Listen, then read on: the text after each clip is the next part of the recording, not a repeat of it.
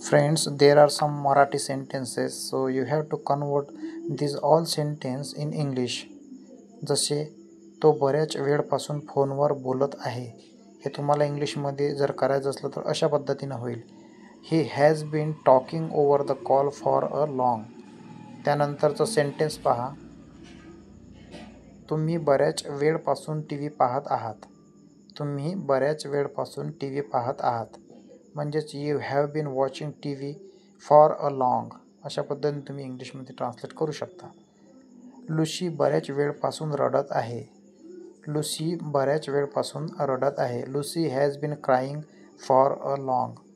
म्हणजेच ज्यावेळेस तुम्हाला बऱ्याच वेळपासून हा शब्द सेंटेन्समध्ये वापरायचा असतो त्यावेळेस त्याकरता फॉर अ लॉंग हे जे फ्रेज आहे हे तुम्हाला वापरावे लागेल. फॉर अ लॉंग म्हणजेच बऱ्याच वेळपासून.